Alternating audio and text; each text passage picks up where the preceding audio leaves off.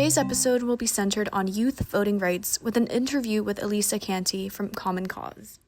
So, the first question I have is, can you please introduce yourself and feel free to include information about your background and role in Common Cause?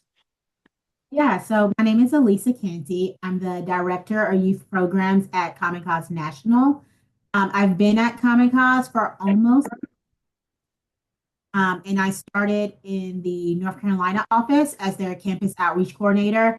Excuse me, I led some work doing campus organizing and like supporting our fellowship program at historically Black colleges in North Carolina. So I worked with about 5 campuses there.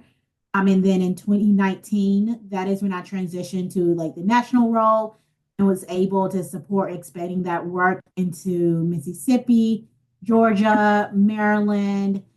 Um, we had fellows for a little bit in Virginia, and now we have some in DC, and hopefully we'll expand the program within the next year or so into some of our other state chapters. Perfect. So, a common criticism of lowering the voting age is that younger teens aren't mature enough to vote. Why do you believe it's important to involve a younger audience in voting procedures? Yeah, so I think that like the maturity argument is not really, it's just not that great because to me, what makes it where someone should be able to vote is just like an understanding of how like policies and like the government and how it works. And so by the age of 16, most high school students have already had like their civics and economics class. They also have had like US history classes. So they do have an understanding. And they also at 16 are starting to like look for jobs. Some have jobs as like young as like 15 and 14. So they are contributing to the economy through paying like income taxes and they're obviously buying stuff. So they're paying sales taxes also. So I think it's important that we like start providing them with the tools to be able to vote. I think a lot of times, in addition to maturity, it's around like, oh, like they don't know like what's happening in the world and things like that. But like the average person really doesn't know everyone on their ballot. And so it's not really like their job to like know the ballot front and back. But like we should do a better job of like candidate forums that include young people, doing voter guides that talk about like the issues they care about and that connect those to like candidates and let candidates talk about those things. So it is a community responsibility to make sure that not only are younger voters getting a full understanding of like the ballot and what's on it, but voters of all ages. Like I live in North Carolina. We have a lot of ballot measures a lot of times and like constitutional amendments. And like the way those are worded, the average person literally has no clue what they're voting on. But that doesn't mean that they don't have the right to vote. What other barriers do younger individuals face when voting? So yeah, I think having access to good information, young people are definitely a target for like disinfo and misinformation and just like bad ads on like social media. So they're getting a lot of negative stuff that either discourages them from participating in voting or tells them like the completely wrong thing. So I think that is definitely something that creates a lot of issues. Um, Having access, like easy access to polling sites. A lot of polling sites aren't on like public transportation lines, even though like they should be. But I mean, we have a lot of states. Like I said earlier, I live in North Carolina. Our public transportation is trash. So it's like if in like even in major cities, we don't have good public transportation. So even if it was required to be on a public transportation line, it's no guarantee that people would actually be able to like get there in a timely way, that the buses or trains would act where we don't really have a train system so that the buses would actually run. So I think accessing polling sites is another big one. There's always confusion around like voter ID laws, like whether for college campuses, like if a college student ID can count or if it can't. So that does create some barriers. And like honestly, sometimes just the process. A lot of states have different necessary documents when it comes to like filling out a registration form. I know like in some states you have to like have a photocopy of your ID. Maybe not every young person has like access to a copy machine. You also like in North Carolina, we don't have online voter registration. So like you can start the form, but you have to print it out, put a wet signature on it, and then either mail it or turn it into the Board of Elections. that's like another obstacle. So like even like being able to actually register, you have to go through so much. And like, that's like the first step. So trying to make sure that like that first step is not as difficult as it has been for a lot of young people is definitely something that is like also important in addition to making sure they're informed voters. How do you believe lowering the voting age will affect local and national elections? Yeah, I think for local, it would drastically increase turnout. And like drastically could be a much lower number than you may be thinking, because a lot of our local elections have like 10% or like 15, like less than 20% turnout. And like, that's kind of scary to think like the person who's choosing the police chief only represents like a fifth of that community. The people who determine like development projects and like if there will be affordable housing and how to like create affordable housing opportunities. Again, like they represent such a small pocket of the population. So I think that like being able to start people in voting in local elections, I know that's one of the things that we most recently was talking about was in Maryland, College Park is focusing on local elections. So like that could really shift the way that that board looks. I think also having young people being able to vote earlier will also get them thinking about politics to where we may also see a change in like the average age of a candidate. Some of our state legislatures are now starting to have younger candidates in like their 20s and 30s. But like, that's a really hard job to have because it doesn't necessarily like it doesn't pay you a wage that you can live off of. So like a lot of people are representing in their state as a part-time gig. And so being able to get some younger candidates who can actually afford to like run and also do the job, we might be able to see that if they start voting earlier and kind of get into politics. Um, and I mean, I think it would really make a difference on school board policies. A lot of communities, I know Maryland has a statewide bill actually to allow young people to vote in school board.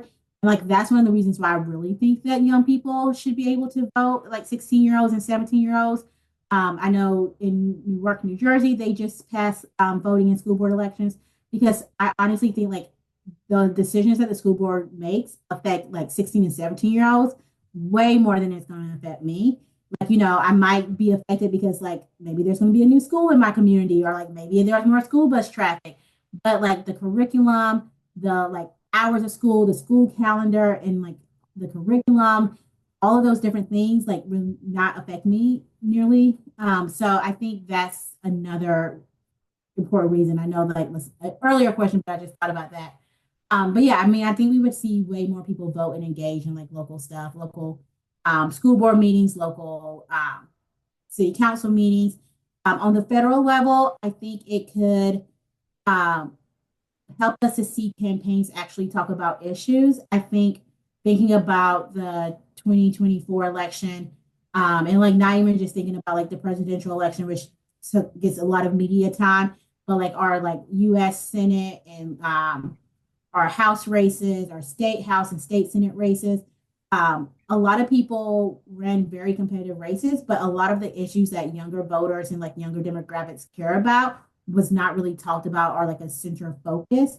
And so I think that is one way if the voters have this passion, like candidates are going to have no choice but to start talking about those things, start talking about like how we're going to address school shootings, start talking about how we're going to address student debt and like actually come up with policies that can actually be implemented and that would actually have support of other candidates too to make sure that those policies can pass. How can young people participate in the movement to lower the voting age in all elections? Yeah, so there's like I want to say there's like a core group of organizations who are really working on this in a collaborative way. But one of the most important things is a lot of this work takes place locally. So I think, if a young person lives in a state where there's a Common Cause chapter, like feel free to reach out to us.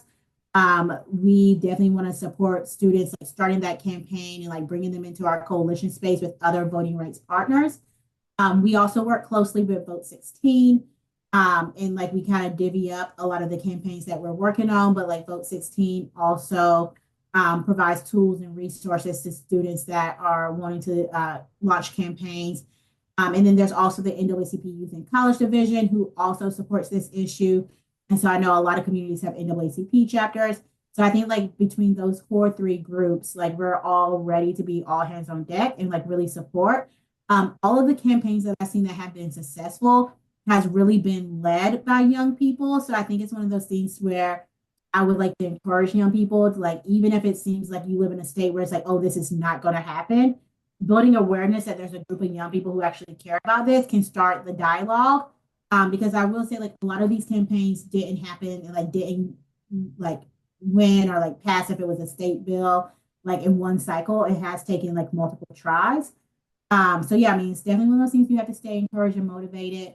But I do think that it is great that young people are the ones leading it, and then like the organizations like Common Cause, Vote 16, and NAACP can help provide like tools like, do you need a platform to do a webinar? Do you need some like com support? Do you need support with writing an op-ed? Like we have the tools and like the expertise on our teams to be able to help do that. And so, yeah, that's definitely one of the ways that we can really support young people. But like, I definitely think it's great that so many are interested in this and that they're all like willing and ready to like step up in their communities. Are there any other upcoming youth voting rights projects or legislation Common Cause is hoping to pursue over the next few years? Yeah, so there's federally, there's the Voting Rights Act, now named the John Lewis Voting Rights Act, that will like it's not just focused on students, but like the impact of it will definitely benefit young voters because it's going to help with like streamlining voter registration, encouraging states to have online voter registration, making sure that polling sites are in equitable places, making sure like districts are drawn fair, and so many more other things.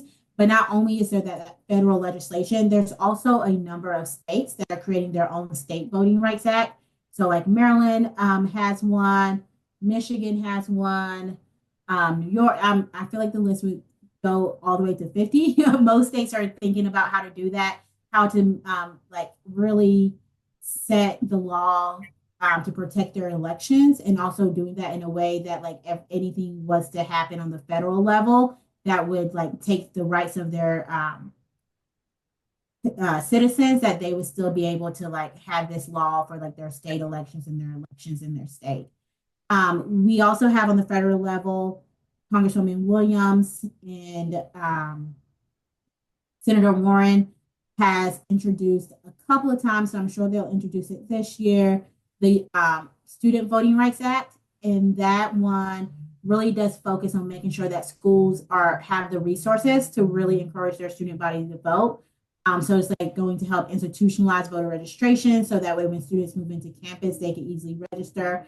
It supports campus polling sites. It supports student IDs, kind of voting IDs.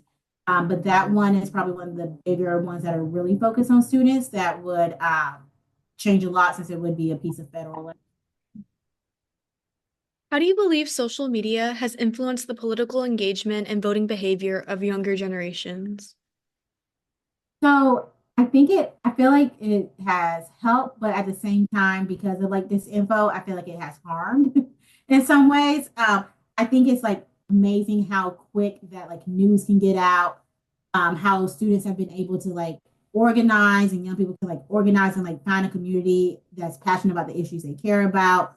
I mean, I think like the way that March for Our Lives started out like on social media as a response to like a current event, a tragedy, and how like now this is like this large national organization. But that was just because of like the power and the work of young people and like them knowing how to digitally organize and like how to like use social media. So I think that does make it very advantageous to like any type of movement work or any type of like encouraging like peers to volunteer on campaigns and to vote and like participate. But like I mentioned earlier, there's still this like dark side of the web where there's like so much disinformation that's really able to like target young people.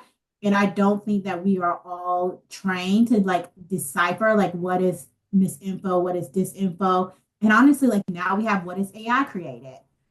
So it's like a lot of the ads that, may seem like, it's our favorite singer saying this one thing and it could influence us, could possibly not really be them, or, it's digitally created and altered.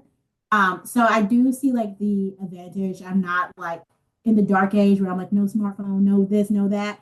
But at the same time, like while I see the advantages, I think we just have to really like be careful with the information we take in, the accounts we follow. I think, making sure that stuff is like factual before we share it, because I think that's the way a lot of stuff spread. It's like we see something, we're so quick to share because it's like a great call to action, or it's saying like, this random congressperson said something about something we care about and we don't like that. And we're so quick to like share and like repost and like, spread it out to our friends. But like, I think we unfortunately have to like kind of take a breath and like actually make sure that it's accurate. And I mean, especially like, there's a lot of people who read a headline and they're ready to share it without reading the article. And that's why like a lot of clickbait and a lot of stuff that just appeals to the emotions, whether it's anger or happiness.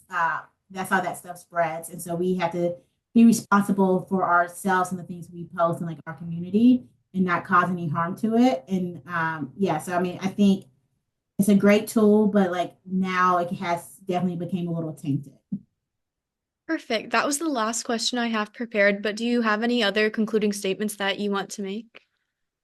Um, I mean, I think I would just say, like, even between Vote 16 and any other like policy, I think it's easy for like young people to get like talked out of like doing the things that they believe in and like doing the great work that they like want to do. Like you said, there's definitely a lot of negative terminology and words and things around like lowering the voting age. But like I would just say like to like keep pressing forward.